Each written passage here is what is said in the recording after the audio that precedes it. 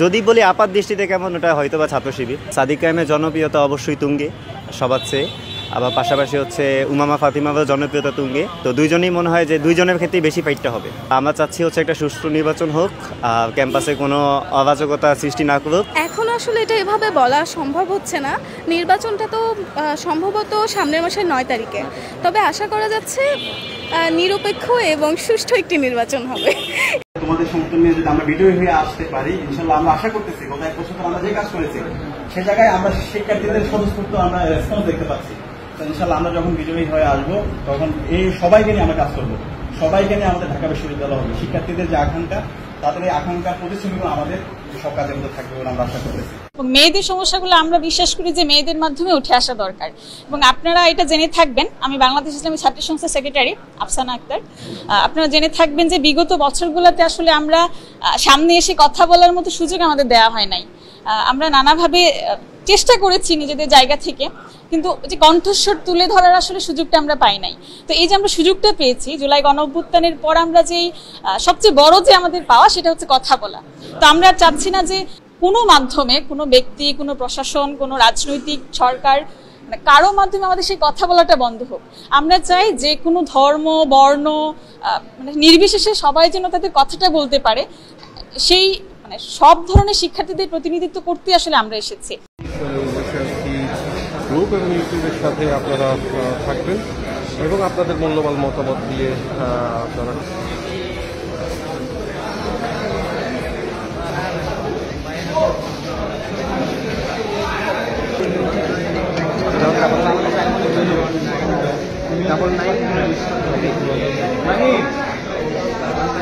আসসালামু আলাইকুম ওয়া রাহমাতুল্লাহ। সুপ্রিয় দর্শক, ডাকসু নির্বাচনে এবারের শিবিরের প্যানেল সবচাইতে ভালো হয়েছে, এটা সাধারণ শিক্ষার্থীরাই বলছে। কারণ শিবিরের প্যানেলে জুলাই যোদ্ধারা আছে, জুলাই প্রতিবন্ধী আছে, ক্ষুদ্র জনগোষ্ঠী আছে, মানে সব মিলিয়ে শিবিরের যে প্যানেলটা হয়েছে অসাধারণ একটা প্যানেল হয়েছে। এবং শিবিরের প্যানেল সবচাইতে ভালো ফলাফল করবে এবং জিতে আসবে, এটা সবাই বলতেছে।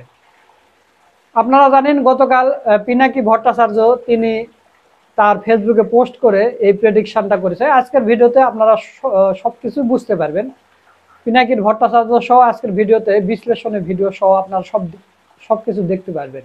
আপনার সেন্ট্রালে পদ কিন্তু 28টা, কিন্তু প্রার্থী আমাদের 400-র অধিক, যার জন্য আমাদের বিলম্ব হচ্ছে। আসলে কার থেকে কে যোগ্য, কেউ কিন্তু কারো থেকে পিছিয়ে নেই। এবং আমরা বিশ্বাস করি আগামী 9 সেপ্টেম্বর নির্বাচনে 90 এসে হাওয়া এখনো বহমান থাকবে এবং আগামী ডাকসুতে যে 1 বছর মেয়াদী ডাকসু হবে সেখানে ছাত্রদল বিপুল ভোটে জয়লাভ করে নেতৃত্ব দেবে ইনশাআল্লাহ। তো প্রিয় দর্শক, ভিডিও শুরু করার আগে আপনাদের ছাত্রদলের জিএস প্রার্থী তানভীর হামিমের কিছু পিক দেখাতে চাই। এই ছাত্রদলের জিএস প্রার্থী তানভীর হামিম সে 3টা মেয়ের সাথে সম্পর্ক করেছে, এরকম ছবি, এরকম স্ক্রিনশট ফেসবুকে ভাইরাল হয়ে গেছে। আপনারা স্ক্রিনে দেখতে পাচ্ছেন যে তার কিছু ছবি এবং তার ভিডিও বের হয়েছে। তো এখন ছাত্রছাত্রীরা যারা আছে, মানে শিক্ষার্থীরা যারা আছে, তাদের এখনই সিদ্ধান্ত নেওয়া জরুরি যে এরকম একজন, মানে এরকম চরিত্রের একজন ছেলেকে তারা ভোট দিয়ে জয়ী করবে কিনা। এবং অপরদিকে যদি ছাত্র শিবিরের সাদিক কায়েম, এস.এম. ফরহাদ বা মহিউদ্দিনকে ধরি, আপনারা এদেরকে কোনো মহিলার সাথে বা কোনো মেয়ে প্রেমিকা, এরকম কোনো মেয়ের সাথে যদি একটা ছবি দেখাতে পারেন আপনারা নিয়ে আসেন, না পারবেন না। তো সিদ্ধান্ত আপনাদের, আপনারা যেরকমভাবে যাকে ভোট দিয়ে জেতাবেন সেভাবে কাজ হবে। তো প্রিয় দর্শক, এই বিষয় নিয়ে গুরুত্বপূর্ণ আলোচনা করেছেন আমাদের বড় ভাই মোহাম্মদ সুলাইমান। তিনি তার ভিডিওতে পিনাকি ভট্টাচার্যের সেই প্রেডিকশনটাও তুলে ধরছেন। সব মিলে আজকের ভিডিওটা খুবই গুরুত্বপূর্ণ ভিডিও, পুরো ভিডিওটা দেখার অনুরোধ রইল। তো বেশি দেরি করব না, চলুন আমরা সুলাইমান ভাইয়ের সেই বিশ্লেষণী ভিডিওটা দেখে আসি। ডাকসু নির্বাচন নিয়ে পিনাকি ভট্টাচার্য ভবিষ্যৎবাণী করেছেন, যার সরল অর্থ ইসলামী ছাত্র শিবির সমর্থিত প্যানেল জিতবে। শুধু জিতবে না, তাদের ভূমিধস বিজয় হবে। পিনাকি ভট্টাচার্য বাংলাদেশের এই মুহূর্তে সবচেয়ে প্রভাবশালী রাজনীতি বিশ্লেষক, অ্যাক্টিভিস্ট। তার মতো প্রভাবশালী কোনো বিশ্লেষক, অ্যাক্টিভিস্ট বাংলাদেশের ইতিহাসে আসে নাই। তিনি শুধু বিশ্লেষণ করেন না, তিনি টোটাল রাজনীতিকে, রাষ্ট্র ব্যবস্থাকে প্রভাবিত করতে সক্ষম। এবং তিনি ধানমন্ডি 32 জয় বাংলা করে দিতে পারেন। অনেক রাজনৈতিক নেতার কেরিয়ার খেয়ে দিতে পারেন। কোনো একটা বড় প্রতিষ্ঠিত পুরনো রাজনৈতিক দল দ্বারা 2-3 বার ক্ষমতা এসেছে, তাদের বয়ান একদম অযোগ রিফিউট করে একদম মাটির সাথে মিশিয়ে দিতে পারে। অতএব পিনাকি ভট্টাচার্য মানেই বিরাট কিছু, ব্যক্তি পিনাকি নয়। অতএব পিনাকির ভবিষ্যৎবাণী ডাকসু নিয়ে এটা ইম্পর্টেন্ট। আর পিনাকি আন্দাজে বলেন তা না, তবে পিনাকি ভুল বলেন, মানুষ মাত্র ভুল, সোশ্যাল সায়েন্স রিসার্চে ভুল হবে, লিমিটেশনস থাকবে, এটা স্বীকার করা হয়। তবে পিনাকি একটা মেথোডোলজি মেনে কথা বলেন, ভবিষ্যৎবাণী করেন, আর যাই করেন একটা সিস্টেম মেনে বলেন। তা পিনাকি যে ভবিষ্যৎবাণী করেছে যে ডাকসুতে শিবির জিতবে বিপুল ভোটে, এটা একটা মেথোডোলজির উপর ভিত্তি করে একটা রিসার্চ কন্ডাক্ট করে ফাইন্ডিংস হিসেবে বলেছেন। আন্দাজে মন চেয়েছে বলে দিয়েছেন, বিষয়টা এরকম নয়। নানানভাবে তিনি এটা ধারণা নেয়ার বা একটা ফাইন্ডিংসে কনক্লুশনে পৌঁছানোর চেষ্টা করেছেন। পিনাকির এই ভবিষ্যৎবাণীর সাথে আমরা শতভাগ একমত, কোনো সন্দেহ নেই। অ্যাট দি সেম টাইম শিবিরের প্রতিদ্বন্দ্বী হওয়ার যোগ্যতা রাখে ঢাকা বিশ্ববিদ্যালয়ের শুধু ছাত্রদল। হ্যাঁ, স্বতন্ত্র কিছু আছে, কিন্তু বেসিক্যালি ছাত্রদল পলিটিক্যালদের মধ্যে। আর আব্দুল কাদের এরা 3-4 গ্রুপে ভাগ হয়ে, আব্দুল কাদের একদম থার্ড ক্লাস নিচু ইতর প্রকৃতির একটা ছেলে, ওর কোনো ভোট নেই, একদম শেষরা। শিবিরের সাবেক সাথী, কিন্তু তারপরও চূড়ান্ত পর্যায়ে শেষরা। তো এই জন্যে মূলত প্রতিদ্বন্দ্বিতা হওয়ার কথা সাদিক কায়েম এবং আবিদ ছাত্রদলের, এই দুইজনের মধ্যে বা এই দুই প্যানেলের মধ্যে। এই জায়গায় ছাত্রদল প্যানেল ঘোষণা করে ক্ষান্ত হতে পারেনি, এর মধ্যে তাদের প্যানেল জয় বাংলা। আবিদ নিজেই জয় বাংলা, আবিদকে চারদিকে বলছে শিবির। আবার আবিদের এতদিন একটা ইমেজ ছিল যে ভালো বক্তা, কিন্তু দেখা গেল মুখস্থ কথা বলেন, একই কথা সব জায়গায় মেরে দেন, মান সম্মান কিছু থাকলো না, মিডিয়া এটা ভাইরাল করে দেওয়া হয়েছে। মানে আবিদ আসলে আমি আগেই বুঝেছি এর ছেলে ভালো বক্তব্য দিতে পারে না, মুখস্থ 2-4টা লাইন বলতে পারে, ছাত্রলীগের বা আওয়ামী লীগ নিয়ন্ত্রিত পেজ থেকে রেফারেন্স সংগ্রহ করে বক্তব্য দেয়, যেটা আত্মঘাতী। যেই পেজে জিয়াউর রহমানকে খুনি বলা হয়েছে, এতটা নিচু লেভেলে। যদিও ভালো কোনো ডিপার্টমেন্টে পড়েছে তা না, ইসলামে জ্ঞান আছে, যে যে ডিপার্টমেন্টে পড়বে ওই ডিপার্টমেন্টে তার জ্ঞান ভালো হবে, এটা স্বাভাবিক। মাদ্রাসায় পড়েছে, ইসলামিক স্টাডিজে পড়েছে, ওগুলো ভালো বুঝবে। রিসার্চ মেথোডোলজি বা এগুলো সম্পর্কে ভালো ধারণা নেই মনে হয়। যাই হোক, আবিদ ভালো বক্তা এটাও ধরা পড়লো প্যানেল ঘোষণার কয়েক মিনিটের মধ্যে, যে এক বক্তব্য মুখস্থ সব জায়গা চালিয়ে দেন। এই পথকে বেছে নিতে গিয়ে আমার নিজের পরিবারের সাথেও আমার 1 বছরের কোনো সম্পর্ক ছিল না। আমাদের জীবন থেকে জীবনের সামাজিক, রাজনৈতিক, অর্থনৈতিক, সাংস্কৃতিক, পারিবারিক সকল জীবনকে আমাদের থেকে কেড়ে নেওয়া হয়েছিল।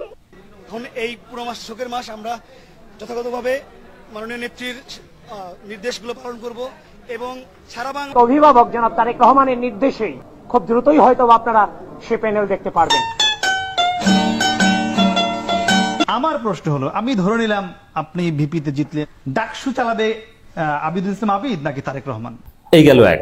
আবার ছাত্র দলের প্যানেলে ধীরে ধীরে সব ছাত্রলীগ বের হচ্ছে। ঢাকা বিশ্ববিদ্যালয় এখন মধ্যে 11 জন ছাত্র লীগ বের হয়েছে।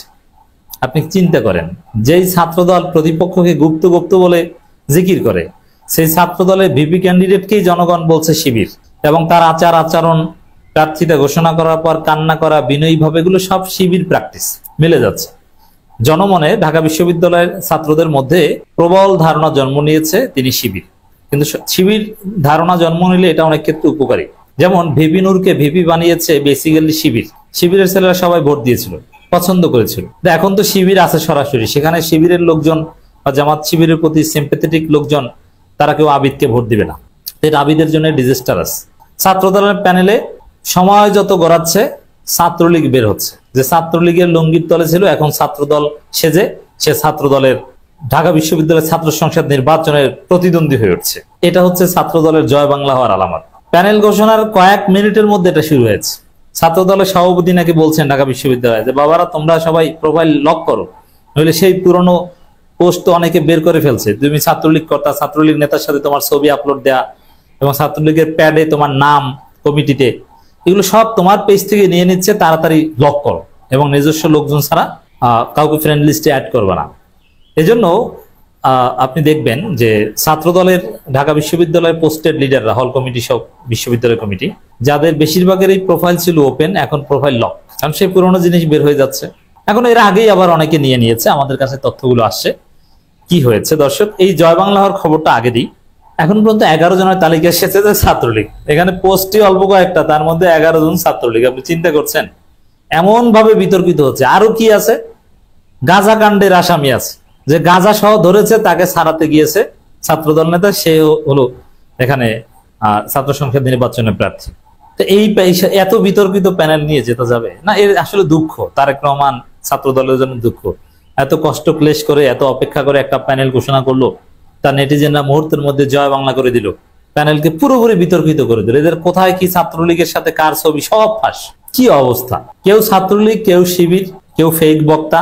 মানে এই এত লো ইমেজ নিয়ে ঢাকা বিশ্ববিদ্যালয় ছাত্র সংসদ নির্বাচনে যেতে যায় না। এটা হাবিবপুর ডিগ্রি কলেজ না, এটা ঢাকা বিশ্ববিদ্যালয়। দর্শক, আমি একটু সংক্ষেপে ছাত্রলীগের তালিকাটা বলছি। ছাত্র দলের প্যানেলে সাইফুল্লাহ সাইফ ডাকসুর পরিবহন সম্পাদক প্রার্থী হিসাবে নমিনেটেড হয়েছেন ছাত্রলীগ। ছাত্রলীগের প্যাডে নাম আছে শেখ মুজিবের শোক দিবস, হত্যা দিবস পালন করছে, মানববন্ধন করেছে ছাত্রলীগ নেতাদের সাথে, তার ছবি এগুলো স্পষ্ট হচ্ছে।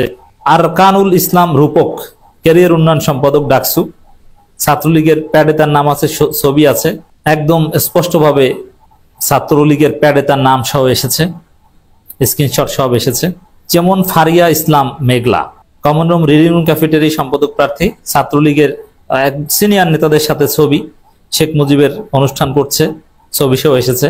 রঞ্জন রায় সদস্য প্রার্থী, পিওর ছাত্রলীগ, ছাত্রলীগের সাথে বিভিন্ন প্রোগ্রামে ছবি পাওয়া গেছে, ছবি সহ এসেছে আমাদের কাছে। এছাড়া রায়হান আহমেদ শিব্বির জিয়া হলের সাহিত্য সংসদ প্রার্থী, ছাত্রলীগের কমিটির প্যাডে সদস্য হিসেবে তার নাম আছে।